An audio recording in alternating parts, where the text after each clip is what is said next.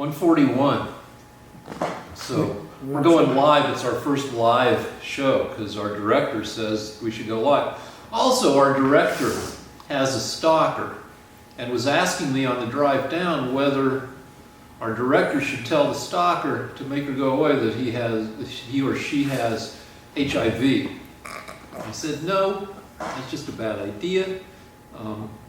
But I did tell our director that more than like 35 years ago, there was a woman I was going out with that I didn't want to sleep with, not because I didn't like her, but just because I thought it would complicate things, because there was somebody else that I was also semi-going out with that I really wanted to go out with. So anyway, I took a wood burning set and burnt a fake herpes sore onto my wiener. In case she has to see it to prove. So I did the same thing. It was stupid then and it's stupid now, but anyway. I showed her your wiener? No, but I had the sore in case she demanded to see the herpes wiener. Do you know once you burn your wiener, yeah, the pleasure receptors are damaged permanently sometimes? I've done so much damage to that thing anyway. How do you know that? It was superficial. Never you mind how I know that. Okay. That's none of your goddamn business. Speaking of, I wrote down GD. Goddamn also stands for Groundhog Day. And today was the Super Bowl, and one of the most excellent commercials was revisiting Groundhog Day, starring Bill Murray. The deal is that when you have a Jeep Wrangler, you don't mind reliving the same day over and over again, hundreds, perhaps thousands of times. It was a great commercial.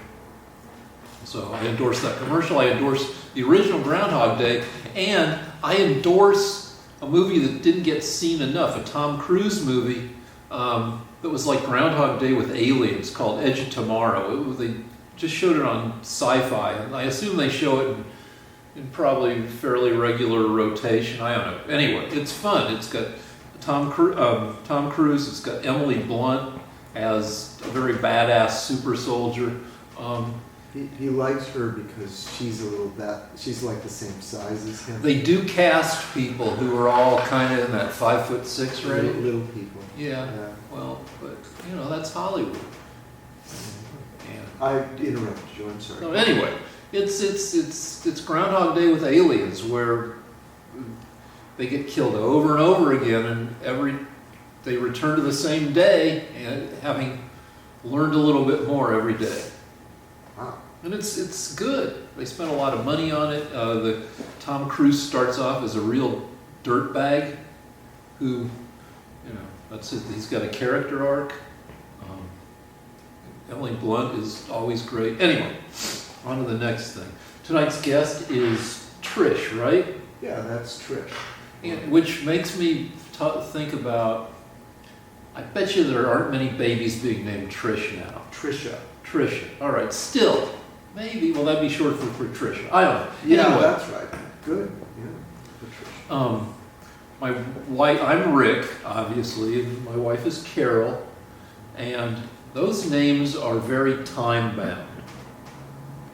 Of all the Ricks and Carols, if you graph the ages of every couple named Rick and Carol in the world, it would peak.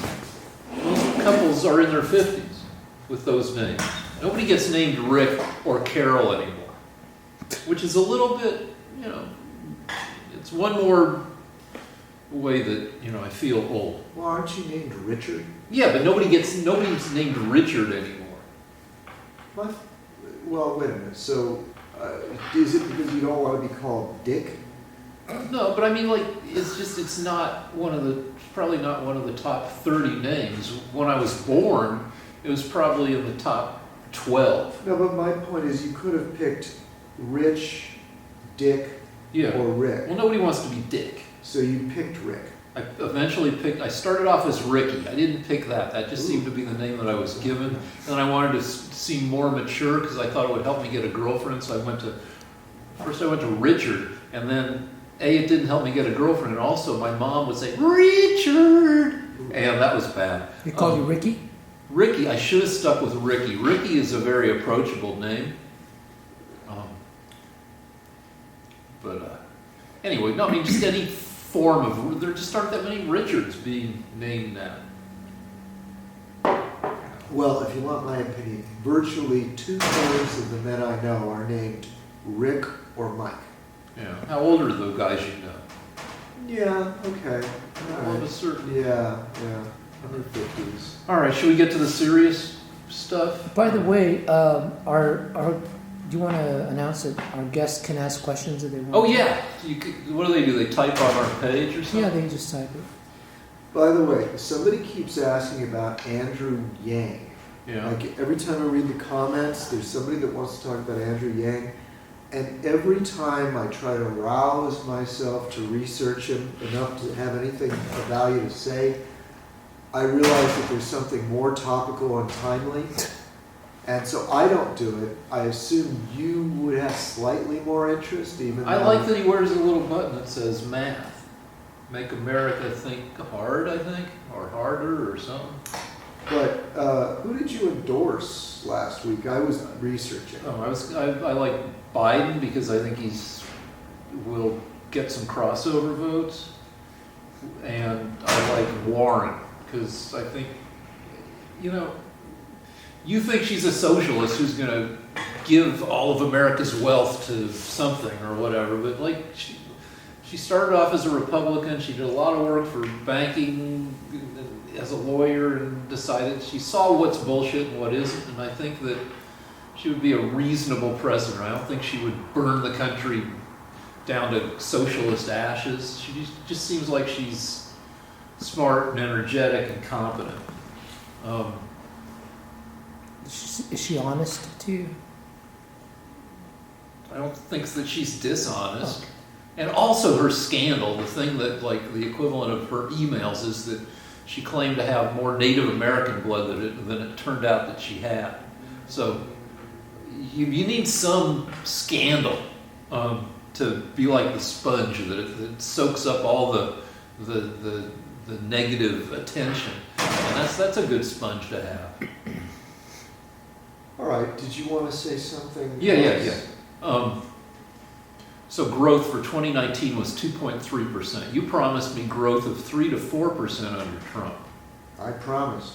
And also, like, I think bankruptcies among small farms are up 8-fold or something. Mm-hmm. So the economy's pretty good. Unemployment is super low.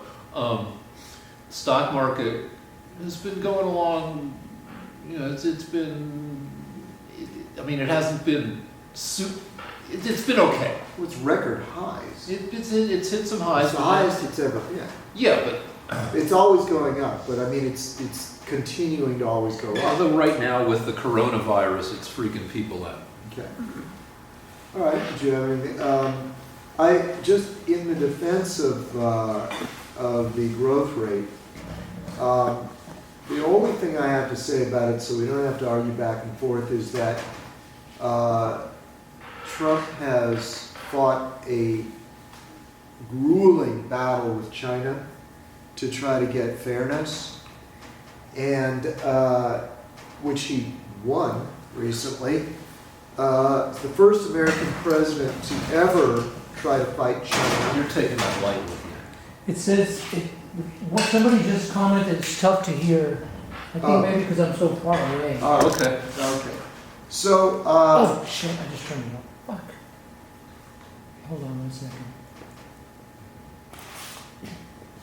Okay, here we're back. Great. Hey.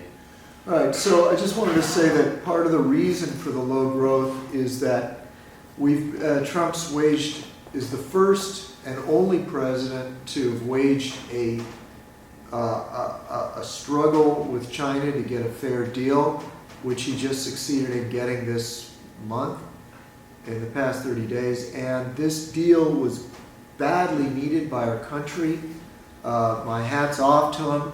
Because of this struggle with China, because our economies are intertwined, it did affect the growth rate. But Trump made a deal with them this month, in the past 30 days, and with Mexico and Canada. Those two deals should greatly help our growth rate for next year, because they'll go into effect and This year. right, this year. So I'm not that worried about it. It's not time to be really upset. Well, The we should year be upset if- in 2018, he got 2.9%. So it was 0.1% off of the 3% that we wanted. But 2.9 is very good. It's better than the last few quarters of Obama. Though Obama had 8 years and some of them were good. The deal The is, last ones were below 2%. if you say so. We can look it up. No, we don't have to. A couple things. One is, after World War II, America had some kick-ass growth rates, but we owned the world. We were the nation that wasn't in ashes. So people are encouraged to, by looking at the past, you might think that the growth rates of year after year of more than 4% are attainable, but they're tougher to get now because we're not the sole economic leaders of the world.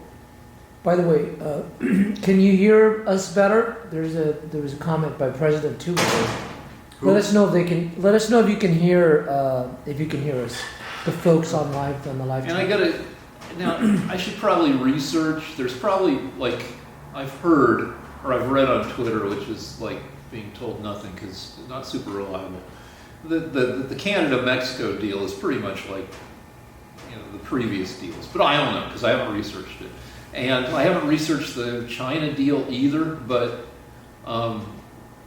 just based on me knowing nothing about it, I tend to want to give you. I don't want to give Trump. Thank you, President Z. No, it's just. Yeah. I don't want to give Trump credit for anything, but I grudgingly will give him credit for it seems like challenging China seems like a good thing to do. All right, so what's the next thing? You had more. You had Hunter do you want- Biden. Oh, no, I want to hit that do you want later. my thing? No, let's do one more thing, which is, and I'm going to do a disclaimer on top of it. Like, people who don't like Trump like to tweet clips of Trump stumbling over his words, or losing track of a sentence in the middle of it, or the ever popular having trouble going down the steps exiting Air Force One. And then they like to tweet opinions from professionals, like people who deal with people with Alzheimer's, people in the field, saying, "Well, wow, he looks like he's got early onset dementia," or da da da. And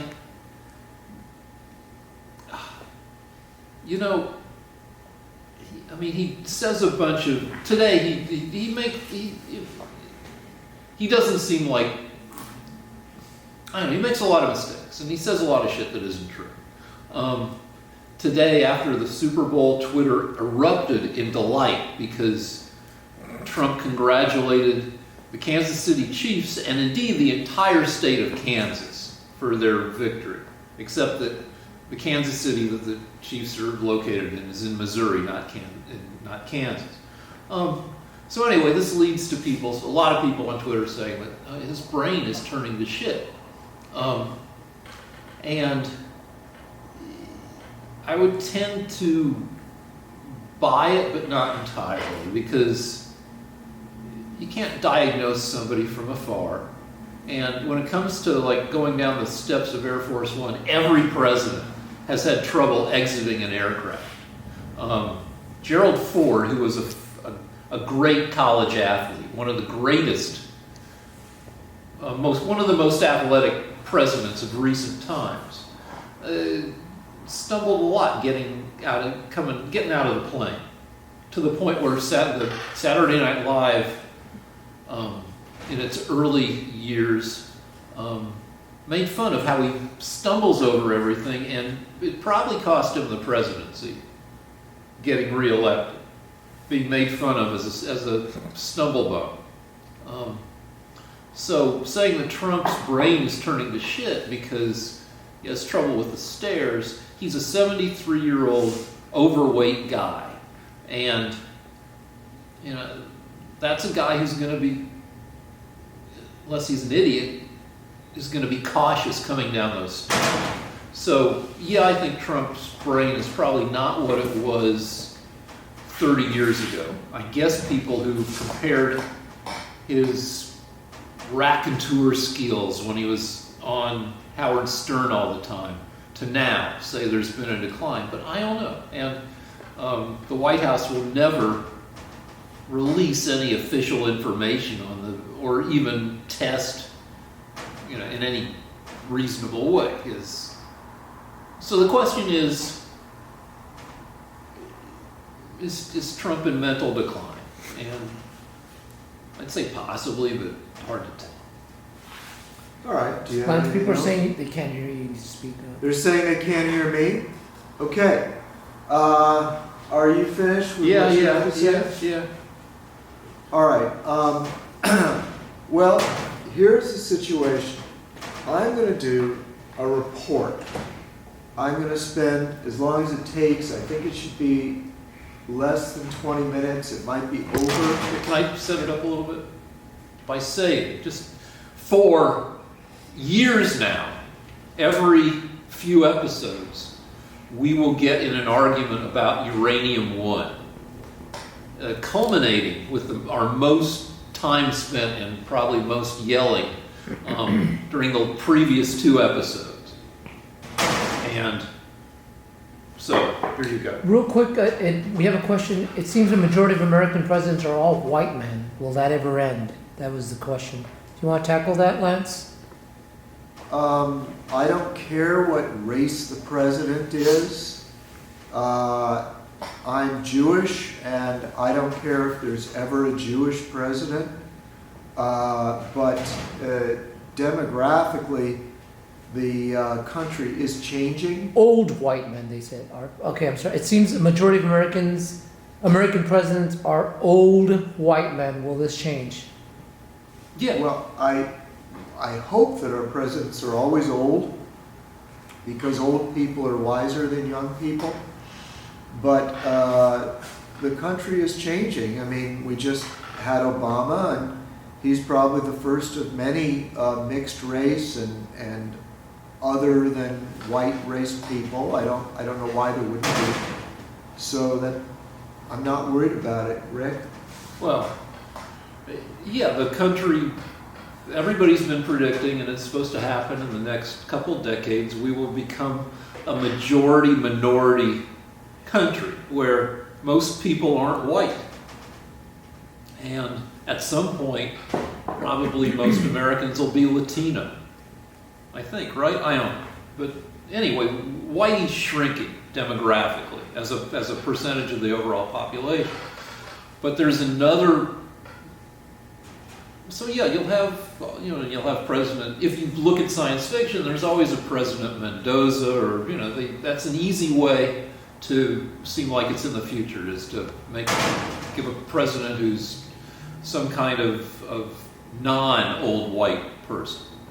But I just figured something out. The fight against mixed race couples in media just ended. It just collapsed. Like, it used to be illegal in a lot of states to marry somebody who's not of your race, particularly white-black. And that ended just a few decades ago.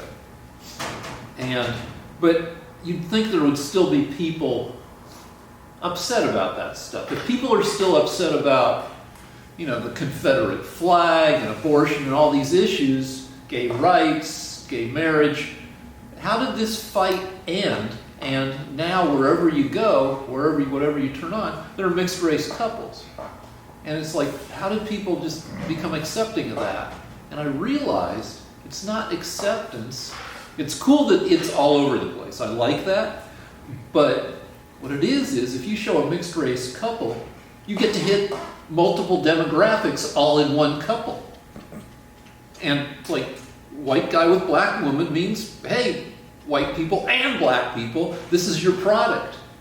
So I think hitting demographic bases overcame any fear that a mixed race couple would offend some viewer. Say hi to Adam. Adam Moore's live. Hey, Adam. Hey, Adam is our best friend.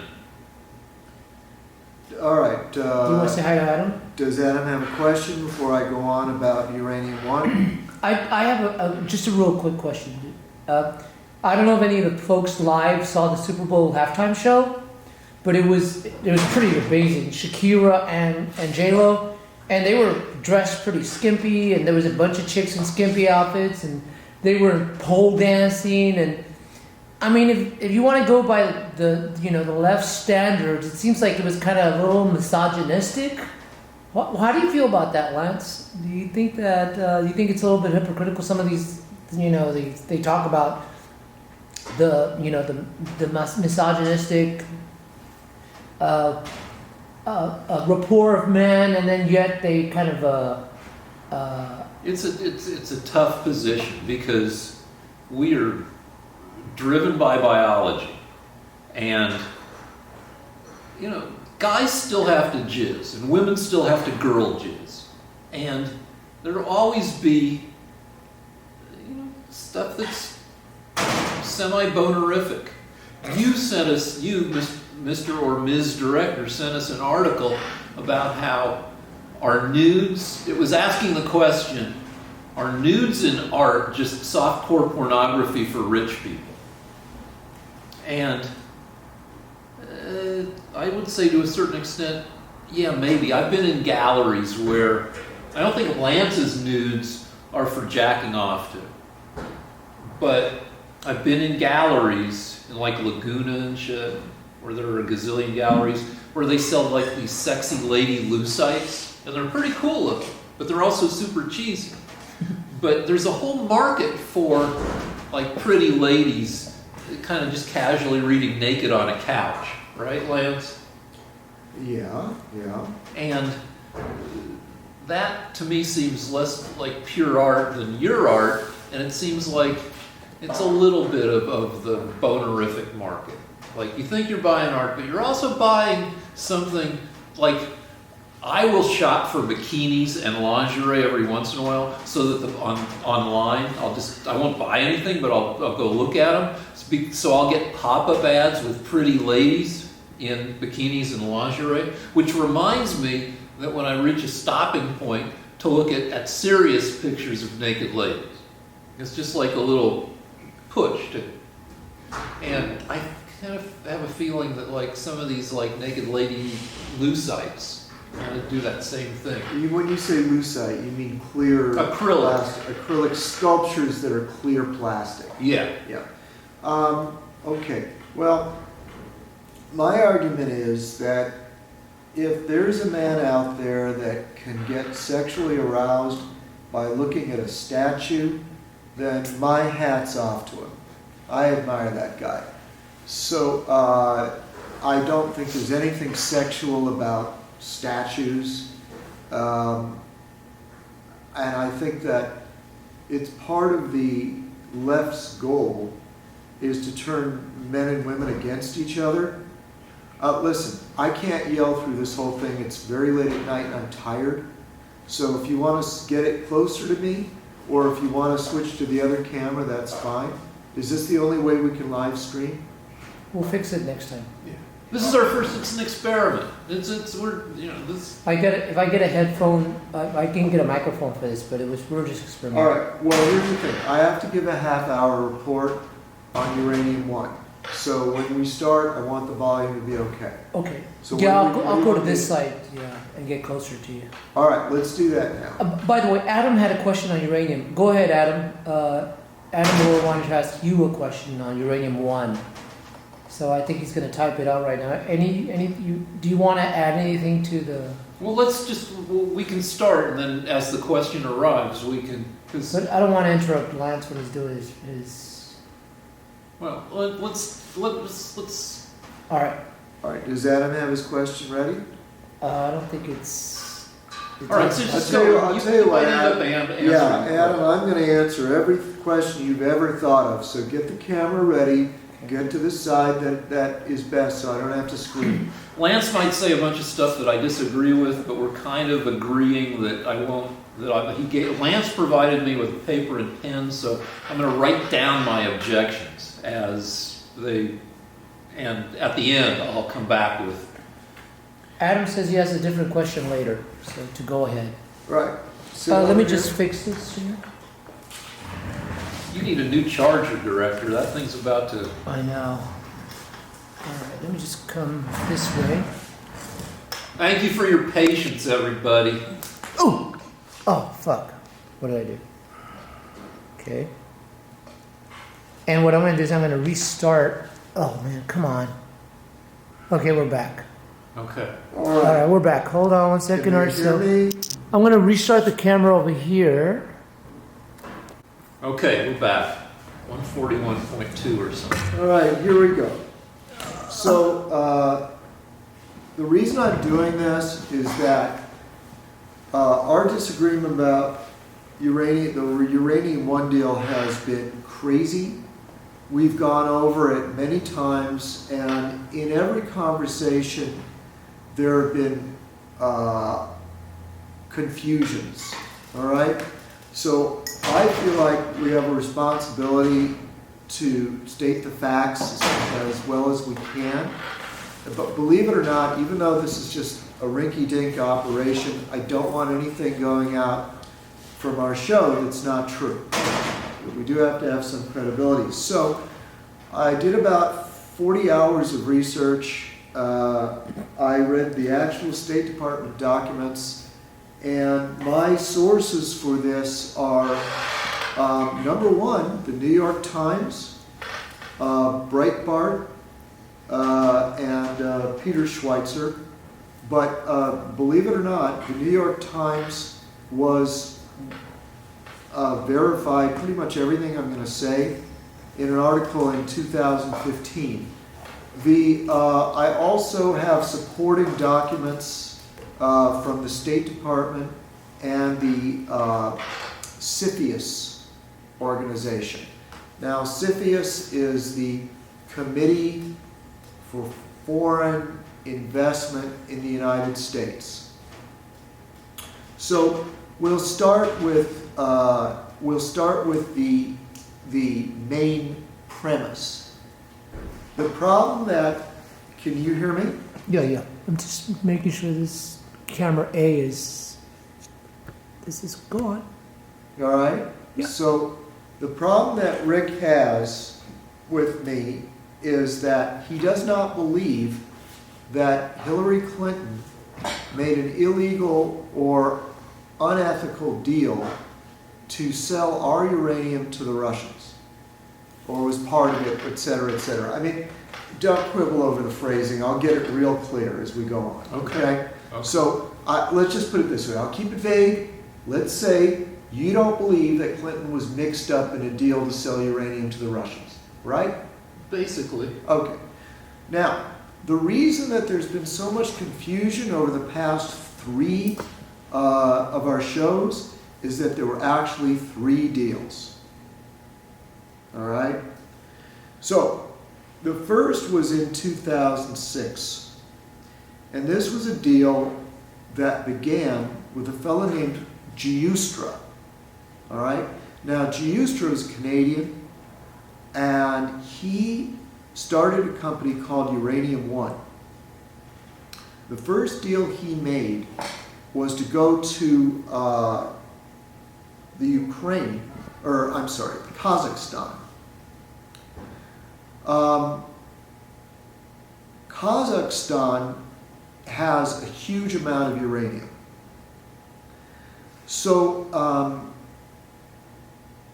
let's preface this by saying, first of all, what I'm going to say is outlined in the New York Times article, all right, and in Breitbart.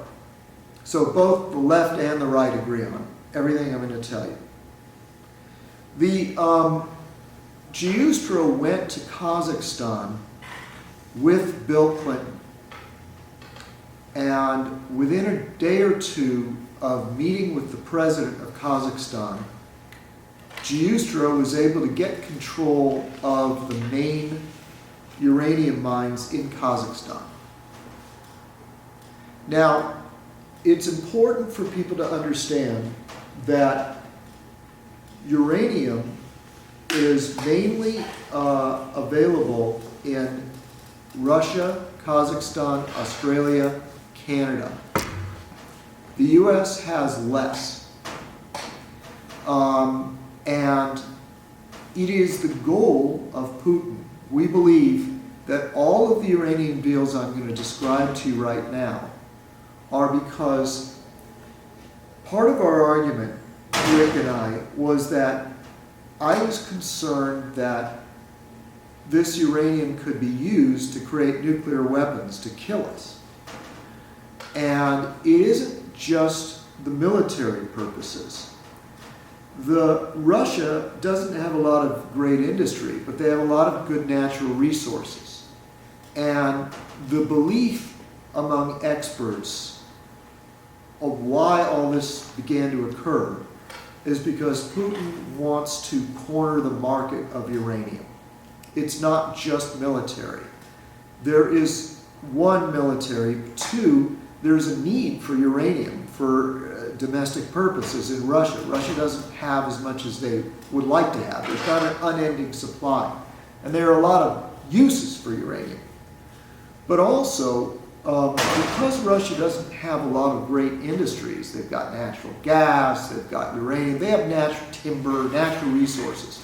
One of Putin's goals is to corner the uranium market. So, by this Canadian Giustra getting hold of the Kazakhstan uranium mines, he was able to ultimately, these uranium mines were sold to Rosatom. Rosatom is the Russian uranium company. So Rosatom then had their own uranium, had Russian uranium and Kazakh uranium. They've also attempted to get Australian, that's another big uranium country, Canadian, and finally American uranium. So what they want to do is they want to control uranium around the world, or have a controlling interest, which would give them tremendous leverage business-wise, et cetera, et cetera. It shouldn't be hard to figure that out. Now, so the real problem began when Uranium One, which was a small, basically nothing little company, went with Clinton to Kazakhstan and got control of these massive Kazakhstan mines. And nobody knows, this is very interesting, why Clinton, Giustra, and the president of Kazakhstan met, or whether it influenced the deal, which came down within days of that meeting. All right, so we can't prove, and furthermore, there was no recording of the meeting that they had. It just so happened that a day or two later, Giustra got control of the mines. Now, ostensibly, Clinton, when asked about it, Bill Clinton said he had the meeting with the president of Kazakhstan because they were concerned about AIDS in Kazakhstan, the disease AIDS, and health issues. They were concerned about health issues in Kazakhstan. So you can believe that if you want to. Now, the second deal is the plutonium deal that Rick and I keep arguing about.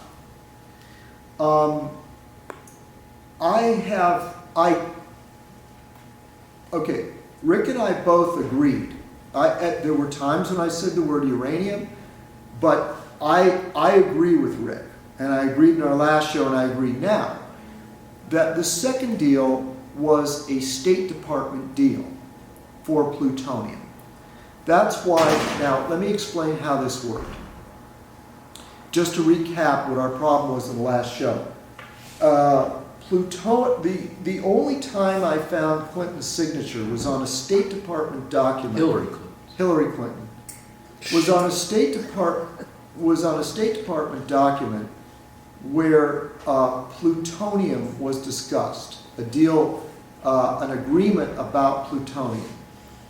Now, this agreement had been negotiated for years before that. And the idea was this, that both Russia and the US were trying to cut back on excess nuclear bombs. And they agreed that it would be a good idea to destroy the excess plutonium. So this deal did not involve selling our plutonium to Russia. What the agreement involved was that, now we're in 2010, by the way, and Hillary is Secretary of State. What it involved was each country would take excess plutonium that they had that they weren't going to use for nuclear bombs, and rather than let that plutonium lie around or possibly get sold to Iran or North Korea or terrorists, that we would just simply destroy it or change its composition so it wasn't dangerous anymore. And that was the plutonium agreement. It was officially, it was called the plutonium dispersion or there's a name for it, meaning decommissioning of plutonium. You take bomb plutonium and you make it into plutonium that can't be used in bombs. Correct. Now, part of the most vicious arguments that Rick and I had were whether to call it I kept saying plutonium when I meant uranium, or uranium when I meant plutonium. And being a physicist, Rick was very angry with me and called me dumb because I kept saying uranium when I meant plutonium or vice versa. However, part of the reason for the confusion is that according to government documents that I have right here, the deal was referred to in a government document. President Obama signed Executive Order 13617, blocking property of the government of the Russian Federation relating to the disposition of highly enriched uranium extracted from nuclear weapons. Don't interrupt me. So, in many of the documents that I read, when they were talking about this plutonium deal, they referred to it as the HEU deal, highly enriched uranium deal. And the reason that they call it that is because plutonium is highly enriched uranium. Plutonium is made from uranium. So very often, and I've read about 5 documents referring to this deal, even though in the final State Department document it does refer to it as plutonium, there are other documents like this one right now, Executive Order 13617, June 25th, 2012, does refer to it as highly enriched uranium. So that's part of the confusion. Do you need to see this document? No. I mean, that's what happens when you let non-physicists. Can we see, can camera see it? Oh, here it is. It's kind of small. Yeah, it's not I'll going to try show. Well, there you go. Okay. But a guy could get the exact wording should never have been a big deal. Because, frankly, this deal, although it keeps coming up every time you type in uranium deal, Russia, America, 2010, this deal does come up. It comes up very often. And it kind of ruined our discussions a little bit between Rick and I, because it's not the deal that we're talking about. It's not the corrupt deal. Now, the funny thing about this deal, just to put a cap on it, is that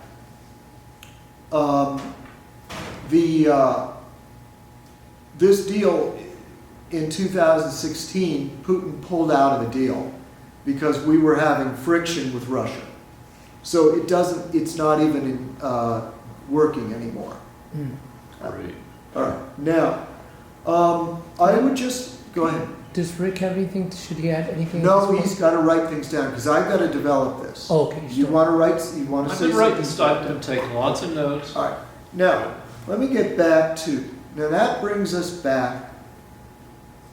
At this to- point, just real quick before, if any people on our live want to comment, feel free to do so. Okay. Yeah. Okay. And we Sorry. might be here till 4 in the mornings, hashing this out. All right. Now, They're hanging in there. We've maintained. You're doing a good job, Les. We maintain 8 people live. okay. So now I just want to say one of the arguments about the Kazakhstan deal, that's the first deal from 2006, is that Giustra, Giustra, claims that he left Uranium One, his company, in 2007. But what he really did was continue in business with both. He formed a partnership with Bill Clinton called the Giustra Clinton Company or Partnership. And In what year? Not while he was president. in 2006, he continued. The 2006, Clinton wasn't in office. Oh, yeah. After Yeah, after okay, he yeah. left Uranium One, he actually formed a business partnership with Clinton, with Bill Clinton, and I can give you the That's source fine, on that's that. fine. Yeah. He also continued a business partnership with Ian Telfair. Telfair continued to be the president of Uranium One. So technically, he may not have continued, but he was still in a business partnership with the head of Uranium One in another deal. I hate to interrupt, but just you can look at both cameras because this is the tape one and this is the live one. So if you're just looking at this one, it's going to look kind of weird. All right, I just want people to be able to hear Yeah, me. so you can go look at both. All right, so Giustra drops out of the picture, but Telfair continues. He's now the president of Uranium One, and this brings us up to 2010. So at the same time that the regular deal for plutonium was being signed by the State Department, another deal, literally at the same exact time, was being made between Uranium One, Rosatom, the Russian uranium company, and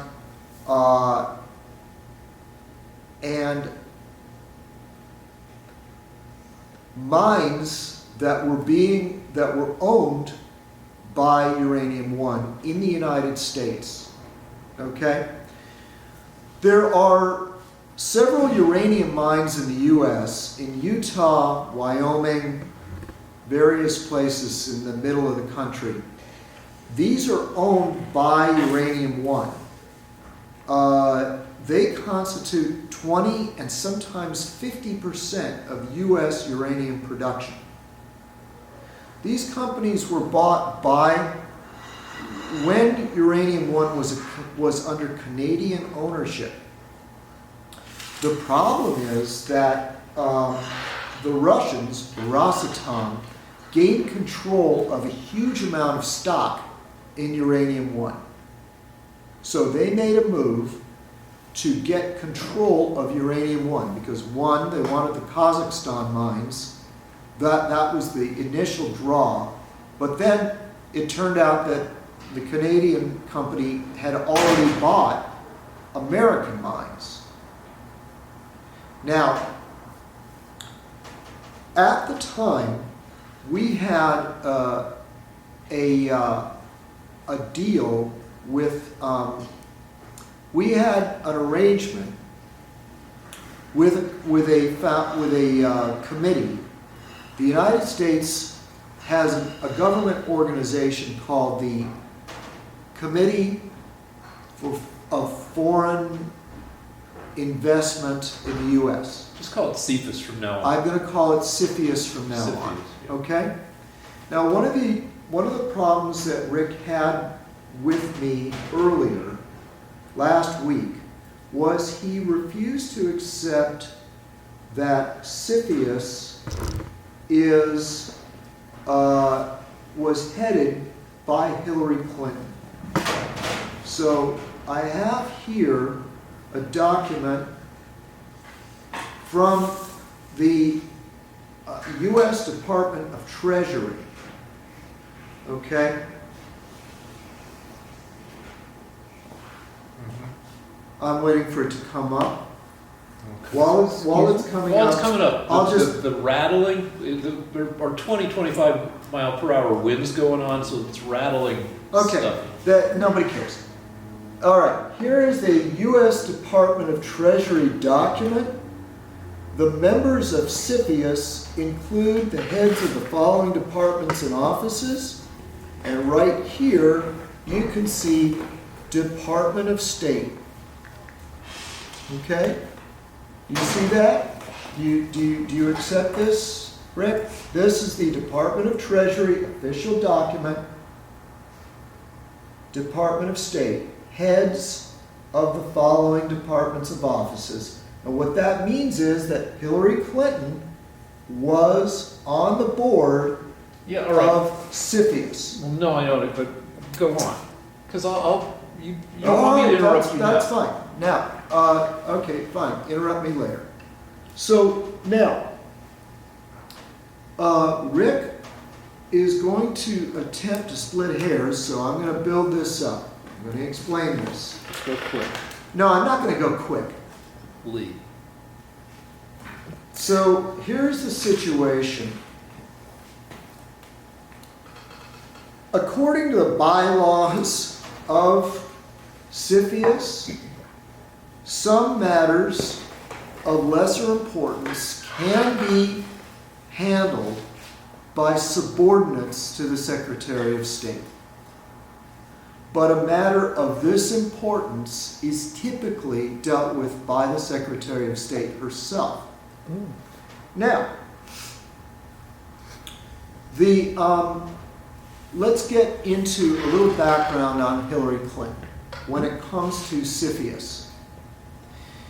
It turns out that Hillary Clinton took a special interest in CFIUS affairs while she was a senator.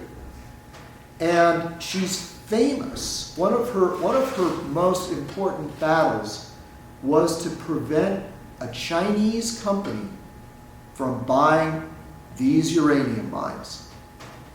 Okay? So one of her battles, something of particular interest that she is on record of doing, was fighting to prevent a deal for the Chinese to take over these very uranium mines.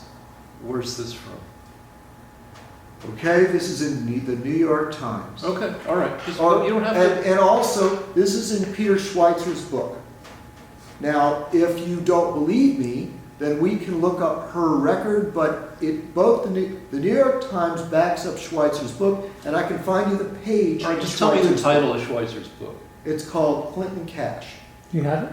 I have it right here, Oh, but I want to continue. sure. Now, in fact, one of the things you may even remember was that, I remember this. This is Lance Richland's memory. Okay. There was a deal where during the Bush Jr. administration, where Hillary actually raised a fuss because CFIUS had given approval to give some of our harbors to the United Arab Emirates, and given control, sold things. And she was the one that raised the fuss. And she said CFIUS, while she was in the Senate, should not have given approval to this.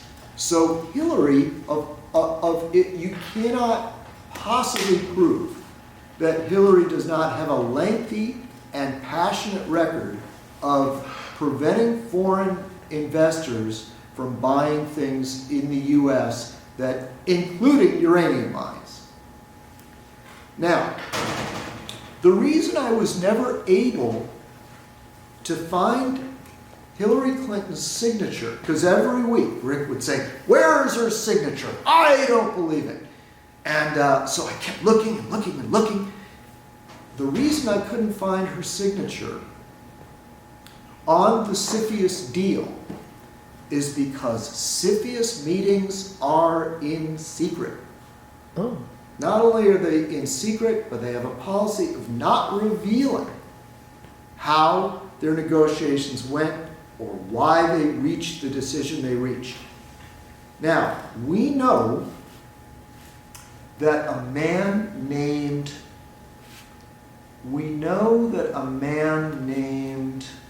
let's see, I'm going to look up the exact name of the person, okay? Let's see, CFIUS and State, New Yorker.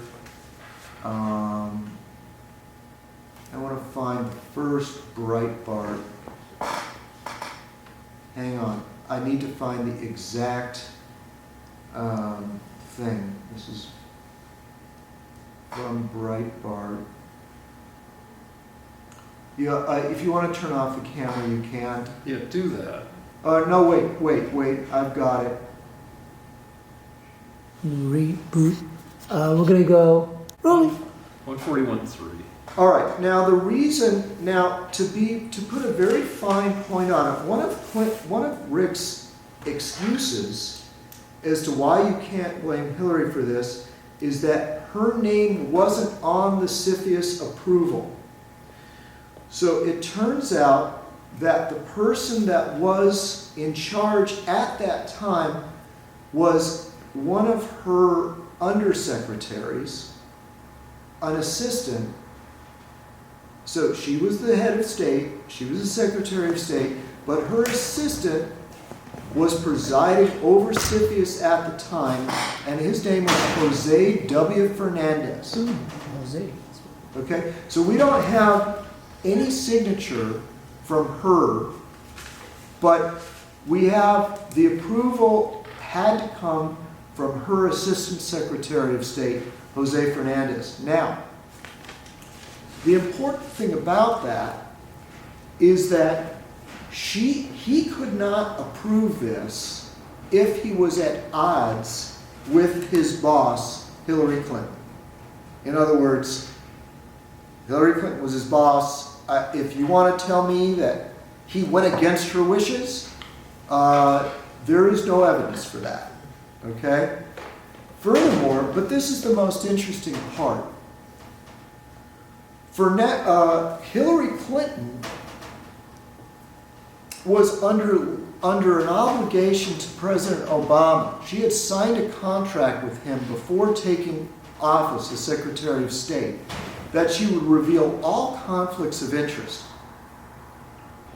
And according to the ethics guidelines of government, CFIUS in particular, she was under obligation to tell Jose Fernandez that she had just received millions and millions and millions of dollars from Giustra when he was head of Uranium One and Telfair. And it turns out that Telfair, between Telfair and Giustra and other executives at Uranium One, the Clinton Foundation received $145 million. This is all money coming in from people that had interest in the Uranium One deal. Now you may say, why is it that so many millions of dollars would have been, supposing there was a bribe, okay? Why? Now, you can't prove a bribe in this regard because no one has been brought before, no one's been questioned about it. No one's been put under oath. Nobody has been brought to court. And so we are left to wonder why over $100 million was given to the Clinton Foundation at the same time that this agreement was being made. Furthermore, after the deal was sailed through, after CFIUS approved it, Bill Clinton was given $500,000 by bankers that had in Russia that had invested in Uranium One. This is verified by the New York Times, 2015 article. Now, when people have asked Clinton and Justra and Telfair, Wait, so Clinton personally was given $500,000 or to the Clinton Foundation? no, Clinton personally, For like a speech or? a speech that took less than an hour. Okay. It Now, says Rick and Lance are always the coolest people in the room. That's what makes Well, thank you. it so weird. who the hell would say that? It says Simayo Nodias, Simayo Nodias, Nadais, Well, thank you, Samaya. Nadias. I've Nadias. I've never been. The only room that I'm the coolest person in is a room where I'm alone. You were pretty cool in high school, I think, somehow. All right, well, let's just continue. Thank you, Rick. I hate you less. Okay. All right, so now, so let me just wrap this up, okay? Because I've been going almost a half hour. So it basically, here's the deal, guys. We know, according to the New York Times, according to Peter Schweitzer, according to Breitbart, according to the Clinton Foundation, millions and millions of dollars wound up in the Clinton Foundation, and at least $500,000 wound up in the pocket of Bill Clinton. We also know that Bill and Justra continued in business after the Kazakhstan deal. They actually have a company together, and that Telfair, the head of Uranium One, contributed millions to the Clinton Foundation. And the result of all this is that, as I say, Russia was able to get control of massive uranium mines from Russia, Kazakhstan, the US, and Canada. And part of the reason, one article, for example, that I read this in, was an Australian newspaper. And I thought to myself, now why is an Australian newspaper writing about this in such an alarmed way? And the reason is that Australia is a big uranium source, and Rosatom, the Russian company under Putin, went after Australia next. Which Australian newspaper? Well, Rick, I don't remember the name Well, no, of the 'cause the Australian real- newspaper, but I can find it. Okay, just because Rupert Murdoch owns at least one Australian newspaper. Oh, and by the way, another one of the sources that is backing me up on this is Bloomberg. Okay. Okay. Mini Mike. Yeah. All right. So anyway, that's my story. Now I'll just wrap it up with my accusation.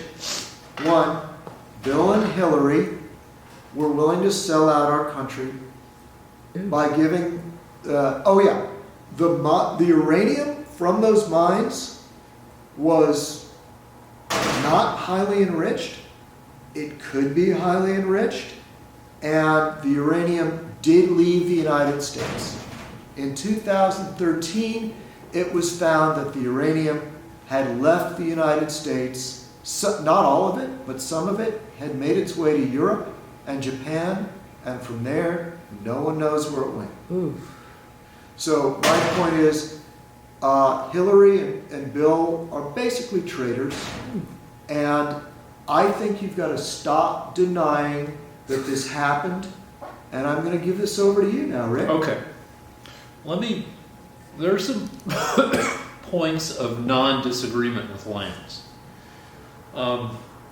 One theme that comes up is when you're arguing against the mistreatment of Donald Trump, the impeachment and the scrutiny of what he said, just the scrutiny of Donald Trump's business deals and all that. I've heard it from you and I've heard it from our director that if we do this to Trump, then what's to stop this from being done from every high-ranking politician from now on? And I keep saying, well, I'm okay with it. And, one lesson from this, I don't buy, a lot of your arguments are circumstantial, but one thing that may come out of this is it seems like when people have a shitload of money and power, they tend to gravitate together. Like Jeffrey Epstein moved in powerful circles. He knew Trump, he knew Bill Clinton, he knew Dershowitz. He knew all these people. He had a lot of money, he had connections, he had access to high school girls. People in general, rich, powerful people in general, are going to have to watch their asses more and maybe not be so promiscuous in their business relationships, because we're going to be looking at this shit. Either one side or the other, or both sides are going to be one. People are going to maybe have to be really scrutinized. The Clintons, I would argue, you argue that they're traitors and that they're corrupt. I would argue, and we don't have to fight about this because it's just a philosophical thing, is that they were sloppy in their relationships. They took money from these people. They never thought about how any of this shit would look. They went into business. They spent $3 million on Chelsea's wedding. And there should be some kind of visuals officer in every powerful person's entourage who says, yeah, you can do that, you've got the $3 million to spend, but how is that fucking going to look when the opposition takes it apart? So if people are more careful about getting in bed with various people, that's not necessarily a bad thing. Okay, that's thing one. Thing two is, I think we can agree that Russia, at least with regard to corporations and industry, is a lawless state. A kleptocracy is what it gets called a lot, right? Sure. All right, so Russia, and we can agree that Russia has just a tragically like half a millennium long history of fucking shit up. That when it was the Tsar and the serfs, that was yucky for everybody in Russia, I guess. And then things got super shitty under so-called communist rule. You can call it communism, but it was more than that. It was Stalin slaughtering many tens of millions of his own people because he was paranoid and a motherfucker. And killing all your own experts. He just killed everybody, especially people who were in positions of any kind of power. Like, dictators do not help their countries because they kill experts, people who might know how to fix the country. And so you had, 30 years of Stalin, 25 years of Stalin. Before that, you had Lenin, who wasn't great. And then in the middle of that, you had World War II. And while all this was going on, there was this thing called Lysenkoism, which was an evolutionary theory that was accepted only in Russia because Lysenko was buddies with Stalin. And Lysenko had a non-Darwinian theory of evolution, which was applied to agriculture and ruined their fucking agriculture industry because they were using a theory that was completely wrong. And then Russia had a glimmer of hope when communism fell, and then that was perverted into a kleptocracy where dictatorial types like Putin took over, and he just kind of distributed industry to his friends. And Russia's just shitty at industry. The life expectancy, of Russian males is less than the life expectancy of males in Haiti. It's fucking terrible in Russia. And yeah, you said they have natural resources, and that's about all they have, because their industry sucks after years of communism and kleptocracy. And so they will cheat at everything because they're not good at developing their own technology. So that's a problem with treaties with any country, but especially shitty countries that are our enemies. They will cheat. And so any kind of uranium deal they have, or plutonium deal, there's always the risk that they will cheat at it. Somebody wrote Putin, P-O-O-T-I-N. Yeah, Putin. I'm Putin, right? Well, yeah. Somebody was. All right. So I mean, that's one of the contentions of the book on international oil that I just read by Rachel Maddow, which is that Russia is shit at exploiting its own oil. And so it got into this big partnership with Exxon when Tillerson was running Exxon, and then was very happy for Tillerson to become Secretary of State because Russia was hoping for a relaxation of sanctions against Russia, which was fucking up them being able to export oil. Khalil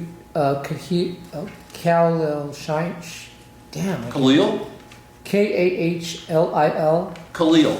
Schneider wrote P-U-teen. P-U dash. Poutine? Yeah, well, I mean, that's Canadian French fries. Oh. All right, so we don't disagree that Russia doesn't play fair, right? Can we agree on that? That Russia will look for whatever advantages it can get. How do you feel about Bernie Sanders spending his honeymoon in Russia?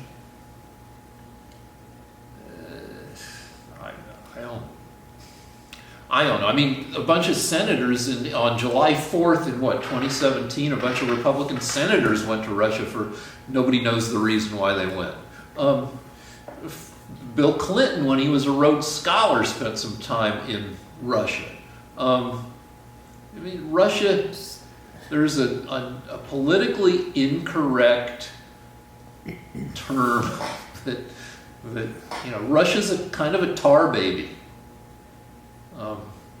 Which is a baby made out of tar. And if you touch it, you will get inextricably stuck. And Russia, among its not playing fair, likes to entangle people. I mean, Bernie Sanders, I don't know why, maybe he went to Russia to see, communism in action. At that point, he wrote about it, actually. He said it was great. Or maybe he thought he liked the art of Russia. Who knows? But he was probably interested in seeing communism in action. And at the time, he wasn't powerful enough to come under any special attention from Russia. But still, Russia, if you're a foreign tourist, particularly from America, going to Russia, they will check you out. Mm-hmm.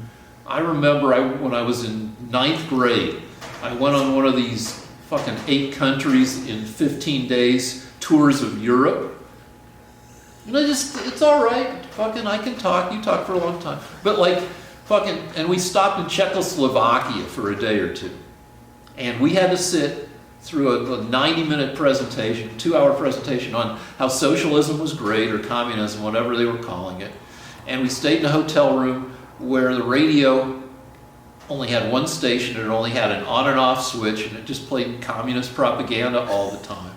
And you know, that you know, Russia and its then satellite, it was, you know, they're motherfuckers.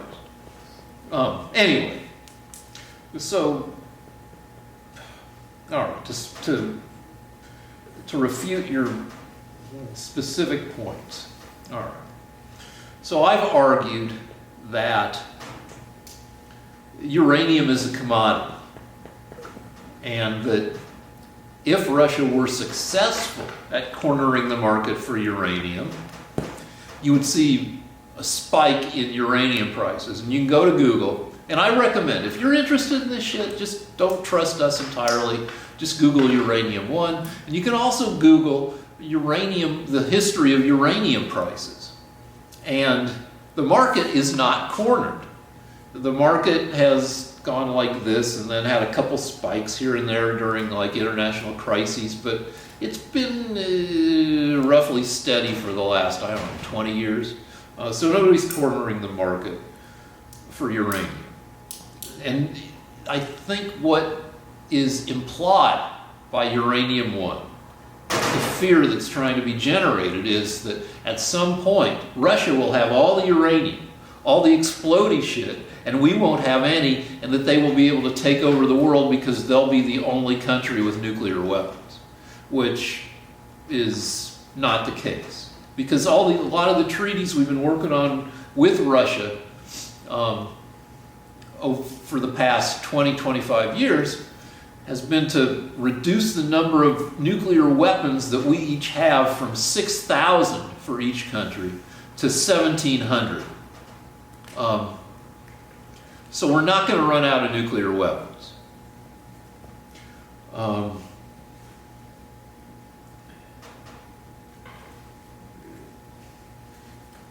else? Sorry. You should also Google Clinton Cash, the book Lance mentioned by Peter Schweitzer, which I'm not going to take time to do it here, but it's you can just look at pros and cons about the book Clinton Cash. Lance is going to show us the book. And liberals consider it a hatchet job. Where'd you get it, Lance? The library, I can see. Oh. If it got Lance to go to the library, did you have to get a library card? You already have one.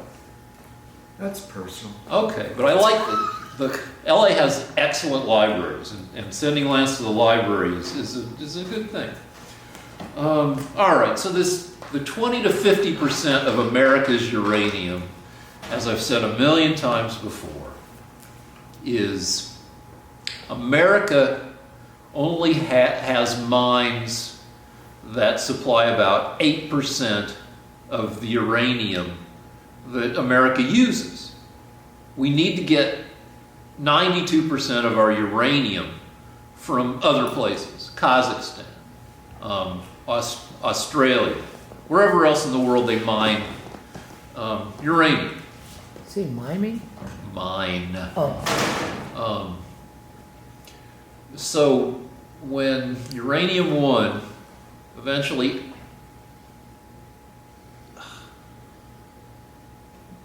now, as far as I know, uranium 1 doesn't own, maybe you can correct me if I'm wrong, but what uranium 1 was negotiating, at least in one of these deals, the 2013 deal we were yelling about last week, was the right to enrich uranium mined in America, which you're not allowed to take uranium mined in America out of America except to enrich it in Canada. Now, hold on, because I'm going to bring some of your points up. You're supposed you take this uranium and you spin it up and till the explodey shit floats to the top. You pull that off, then you spin it up again. It takes weeks, months probably, until you've got all the little explodey atoms in there and fewer of the non-explodey atoms. And a lot of this shit's supposed to happen in Canada. And then once it's enriched enough to use in reactors, it gets shipped back to America for us to use in reactors and for whatever else we use uranium for. Now, Lance says that once the uranium went to Canada, then it did go on to other countries. It's not supposed to. But Lance will argue, and I'm not going to fight him on this. I just wanted to say, according to the New York Times, they owned the uranium. Okay. They weren't just enriching it, they owned it as well. But they weren't allowed to, by treaty, they weren't allowed to take it out of the country except to enrich it. But they didn't, But they apparently, according to what you say, they cheated. Yes. And I'm not going to fight you on that. Okay. I haven't researched it, but...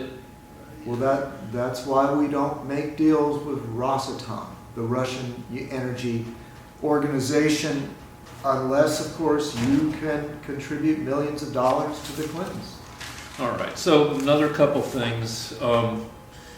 Again, like the Clinton cash and the uranium one thing makes a lot of circumstantial arguments, and...